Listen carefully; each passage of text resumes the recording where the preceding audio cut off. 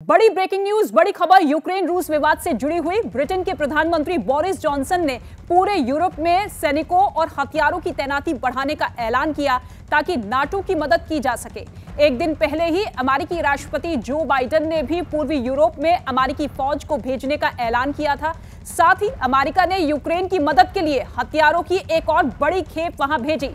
लेकिन इस पूरे विवाद में नया मोड़ उस वक्त आ गया जब यूक्रेन के राष्ट्रपति ने कहा कि अमेरिका बेवजह रूस के हमले की योजना का डर दिखाकर यूक्रेन की अर्थव्यवस्था को नुकसान पहुंचा रहा है। और संदीप इस वक्त मेरे सहयोगी मौजूद है। संदीप, इस पर और क्या कुछ जानकारी? जी रितिका, देखिए हालात तो जंग जैसे लग रहे हैं। हालांकि पॉलिटिकल सॉल्यूशन के जरिए जो है इस मसले को सुलझाने की बात भी कही गई थी। नाटो की तरफ से बाकायदा एक प्रपोजल मूव किया गया था। प्रपोजल रशिया को दे भी दिया गया और उसके बाद रशिया ने अभी तक ये नहीं बताया कि कब उस प्रपोजल पर जवाब देंगे। उसी बीच जो है अमेरिका ने अब अपनी तैयारी शुरू कर दी है। 8,500 सैनिक पहले ही वो डिप्लॉय करने की बात कह चुका है और अब एमुनेशन और हथियार जो है वो लोड किए गए हैं यूक्रेन के लिए। तो ये तो बात साफ हो रही है कि स्थितियाँ जो है अब धीरे धीरे जंग की तरफ बढ़ रही है और अगर ऐसा होता है तो ये तीसरा विश्व युद्ध के तौर पर देखा जा सकता है। रूस के साथ लगातार बढ़ते तनाव के बीच अमेरिका ने यूक्रेन की मदद के लिए गोला बारूद की खेप भेजनी और तेज कर दी। इससे पहले भी अमेरिका अपनी घातक जेवलिन मिसाइलें और गोला बारूद वहां भेज चुका है ताकि अगर नौबत युद्ध की आए तो रूस का मुकाबला किया जा सके।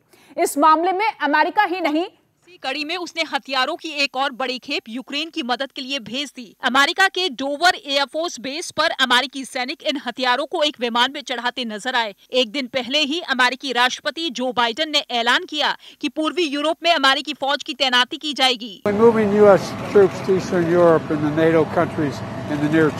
अमेरिका से मिल रही इस मदद के बाद यूक्रेन ने भी रूस से निपटने के लिए अपनी तैयारियां और तेज कर दी, जिसके तहत उसके सैनिक लगातार हाड़ कपा देने वाली ठंड में बेहद घातक हथियारों के साथ अभ्यास करने में जुटे हैं। इस अभ्यास की जो तस्वीरें सामने आई उसमें कुछ जवान मोटर की मदद से टारगेट पर निशाना लगाते दिखे, जबकि कुछ अपनी राइफल से ताबड़तोड़ गोलियां बरसाते नजर आए ताकि अगर नौबत युद्ध की आए तो रूस का मुकाबला किया जा सके।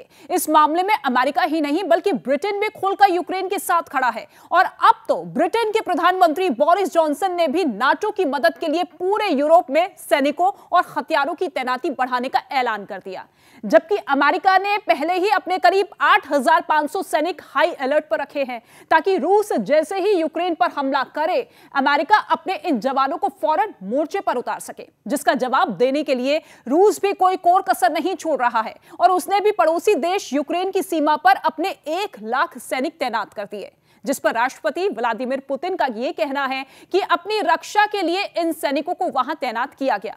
लेकिन अमेरिका और उसके नाटो सहयोगियों का मानना है कि रूस युद्ध की ओर बढ़ रहा है और वो इसके लिए तैयारी कर रहा है। असल में पुतिन ने पिछले महीने यूक्रेन विवाद को सुलझाने के लिए 29 देशों के साथ मिलिट्री अलायंस नाटो के सामने 2 अहम मांगे रखी थी, जिनमें पहली मांग यह थी कि यूक्रेन को नाटो में शामिल ना किया जाए, जबकि दूसरी ये कि नाटो पूर्वी यूरोप में अपनी सैनिक गतिविधियों पर रोक लगा दे।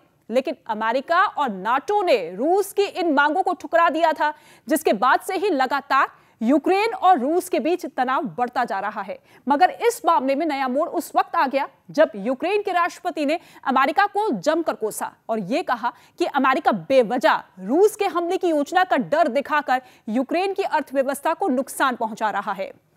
और दोनों देशों के बीच जारी तनातनी तब और बढ़ गई जब रूस ने अपने सैन्य हवाई अड्डे पर फाइटर जेट मतलब लड़ाकू विमानों की तैनाती बढ़ा दी।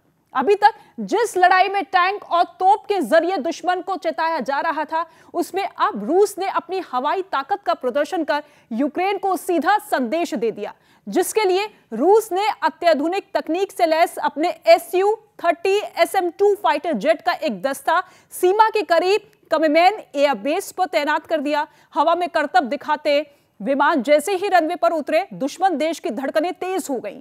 रूस की वायुसेना के अधिकारियों ने दावा किया कि जरूरत पड़ने पर इन विमानों की मदद जंग में ली जा सकती है और ये कितने ताकतवर है इस बात का अंदाजा तो पूरी तरह से अभी उन्हें भी नहीं है।